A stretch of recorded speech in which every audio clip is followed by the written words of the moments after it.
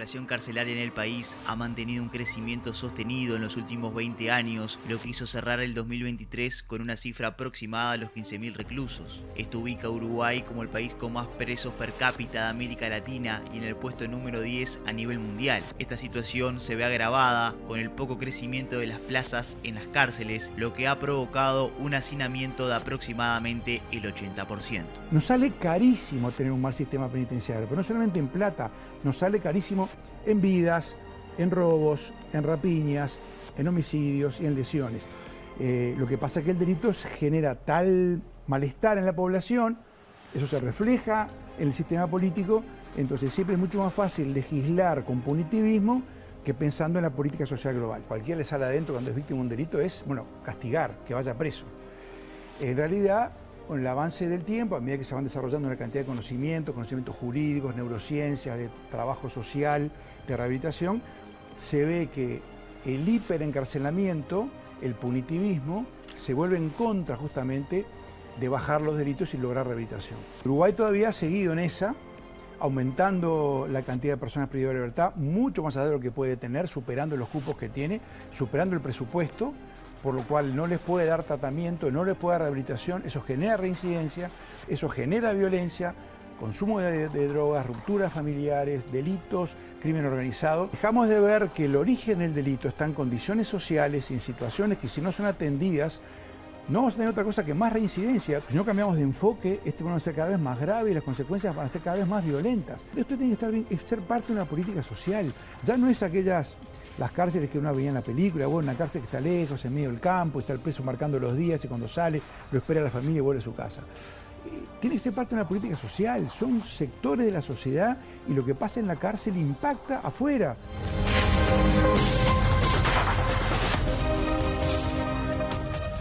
Seguimos con Germán Aller, catedrático, abogado penalista y criminólogo.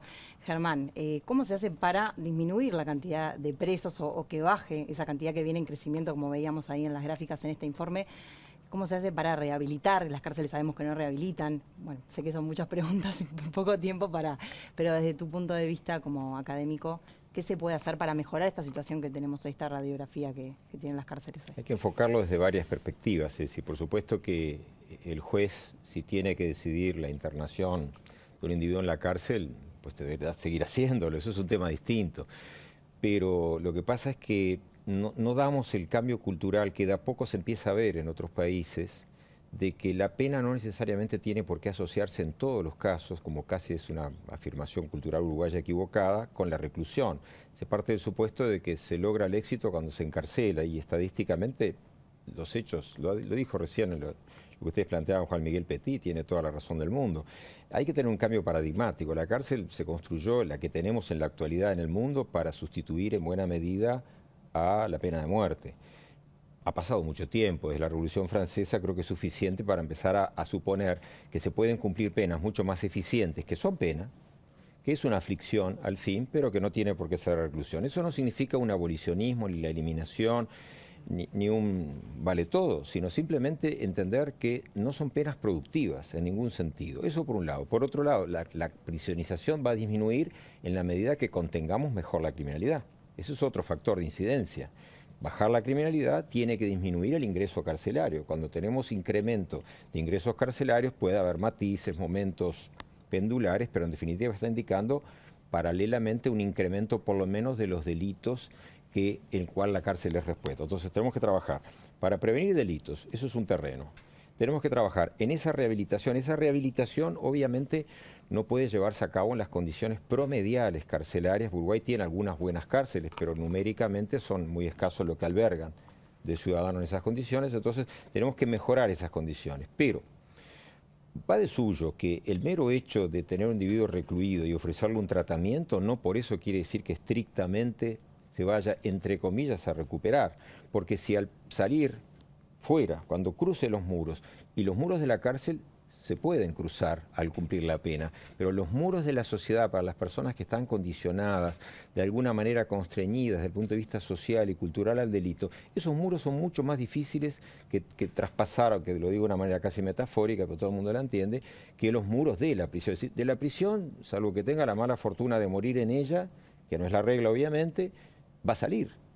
Pero de los otros muros que lo llevaron a estar preso, es muy difícil salir si no tiene respuestas no solo contentivas desde el punto de vista de asistencia social, hay que llegar también a los hogares. Yo he visto planteos y proyectos en distintos sectores interesantes sobre esto, sobre este tipo de cuestiones.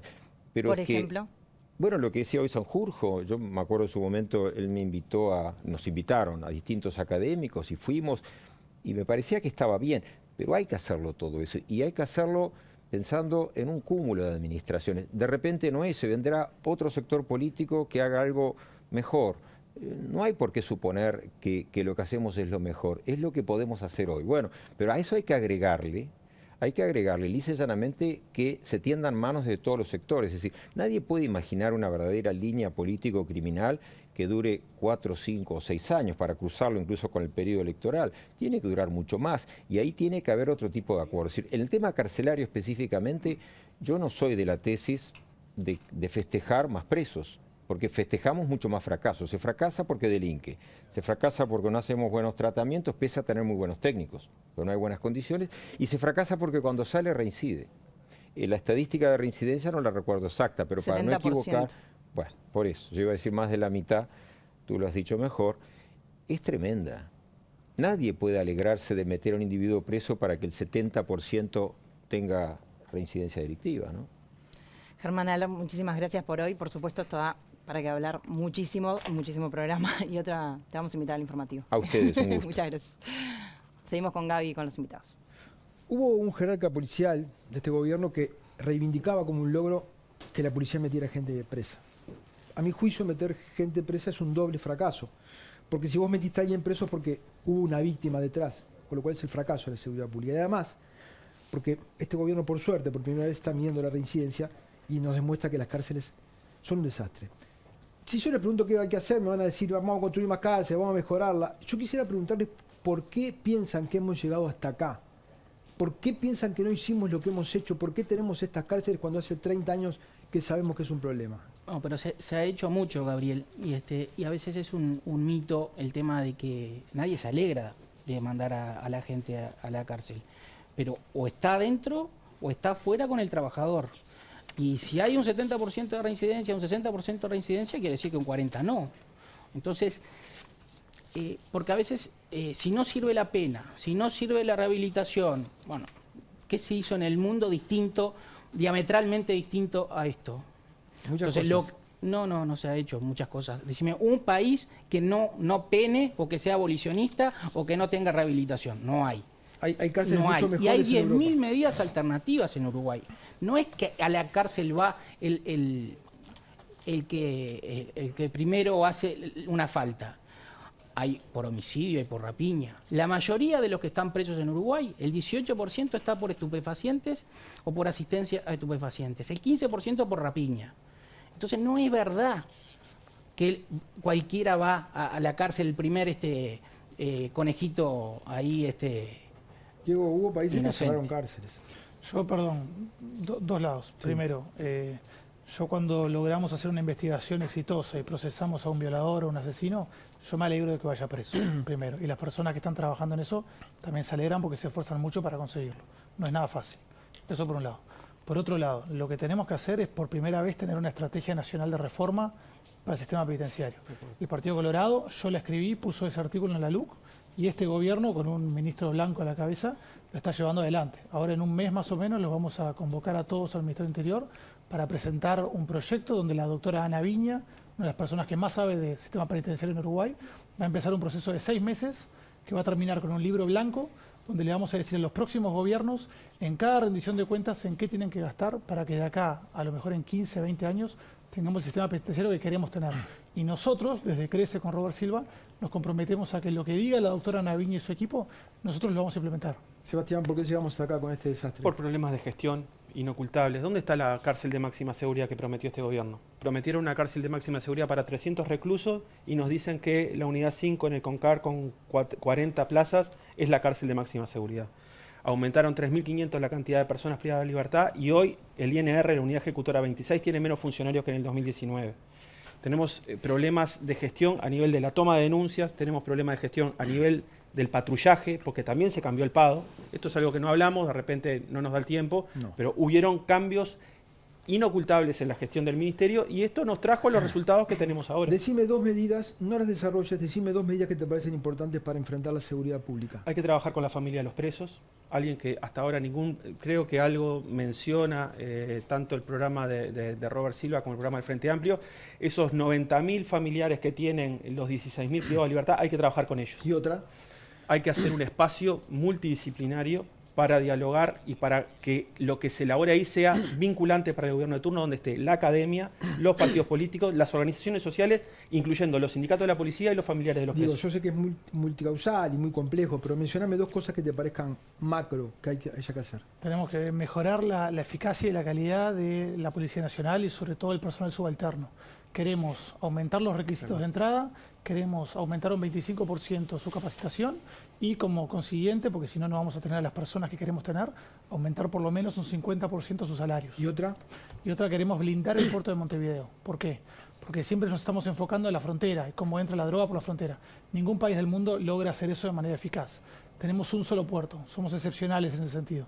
Si logramos que Uruguay deje de ser un país de tránsito tan importante como lo fue históricamente, capaz que llega también mucha menos droga a Uruguay y tenemos mucha menos violencia en Uruguay. Luis, 2 medidas macro. Sí, una es la adaptación de lo que es la unidad especial antimafia que tiene Italia, aplicarla al modelo uruguayo contra el narcotráfico y especialmente mejorar la inteligencia contra el lavado de activos y en ese sentido la fusión de lo que es la CENACLAF con la UIAF. Y también atender a las víctimas, porque siempre hablan de los presos y ese es el prejuicio ideológico que tiene el Frente, que siempre se olvida de las víctimas, porque cuando dicen las cárceles están llenas de gente pobre, como lo dijo una diputada en la interpelación al ministro Heber, las víctimas también son muchas veces, la mayoría, los pobres. Y de eso siempre se olvida el Frente. Vale. Bueno, ¿cómo se hace para bajar ese 70%, como decíamos ahora con Germán Aller, de reincidencia en las cárceles? Porque está bien, políticas sociales, trabajar con las familias de las víctimas. ¿Cómo se hace para que esa gente cuando sale tenga la contención? Sé que el gobierno está haciendo alguna cosa en esa materia, en el MIDES, ¿no? Con la DINALI. Pero bueno, me gustaría saber qué medidas así concretas también se deberían tomar. Sí, fue muy importante el pasaje de DINALI, del Ministerio del Interior, que tiene un foco mucho más represivo, al Ministerio de Desarrollo Social. Se amplió la cobertura de lo que es la atención allí, porque todas las oficinas territoriales del MIDES abarcan lo que es la población que egresa, y se está haciendo mucho en preegreso, en trabajo. Ahora hay un convenio con INEFOP de más de $1,5 millones para capacitar a privados de libertad. Creo que eso es importante, por lo que decía Aller también, de esos muros que están antes y después de la cárcel. Y lo importante, una política social eficiente que pasó del mero asistencialismo y del pobrismo a la búsqueda de la autonomía. Diego, 30 segundos o menos. No hay que inventar la rueda. Hay una cantidad de países, como dejó entrever Gabriel, que hace décadas que están cerrando cárceles porque cada año rehabilitan a más personas de las que delinquen. ¿Qué se tiene que hacer? Políticas basadas en evidencia.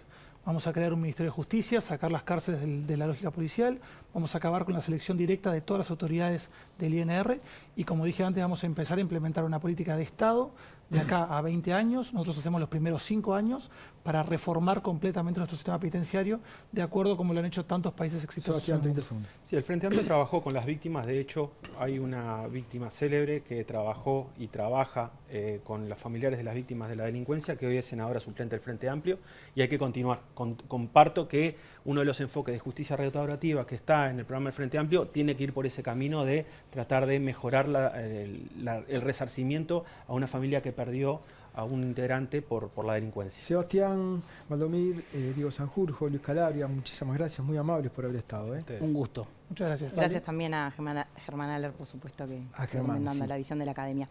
Tenemos la encuesta para compartir con ustedes lo que han participado en las cuentas, en las redes sociales de BTV. Ahí la vemos en pantalla. Bueno, si bien algo ya hemos hablado, 83,6% de que la seguridad pública hoy está mal y un 16,4% de que está bien. Bueno, nos vamos. Nos vamos. Ya Nos vemos con en un próximo programa de 15 Uruguay. días. 15 días. Gracias. Chao.